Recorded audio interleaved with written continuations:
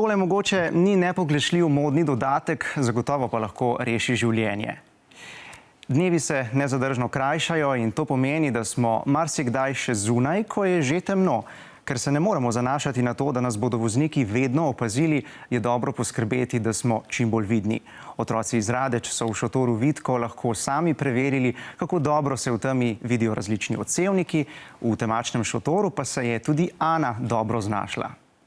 Pešci velikokrat mislimo, da če v mraku ali v temi vidimo vozilo, ki ima prižgane luči, potem voznik vidi tudi nas. A to ni res. Še posebej, če smo oblečeni v temna oblačila in na sebi nimamo nobenega odsevnega predmeta, kot je na primer kresnička.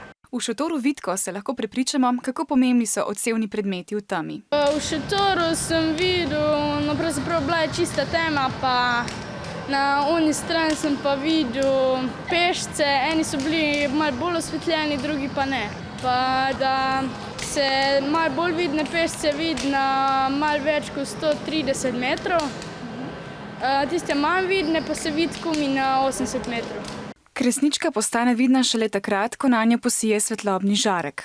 Zaradi njenih notranjih sestavnih delov, ki imajo obliko šesterokotne prizme, se svetloba žarka razporedi po notranjosti.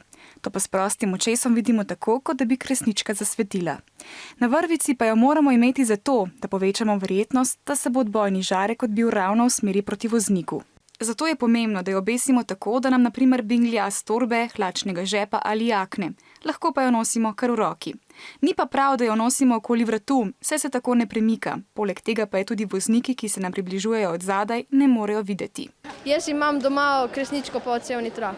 Imam odsevnike doma, jih imam veliko. Nosim jih ponavadi na levi roki, če grem pa v nasprotni smeri, jih imam pa na desni, da se me vidi.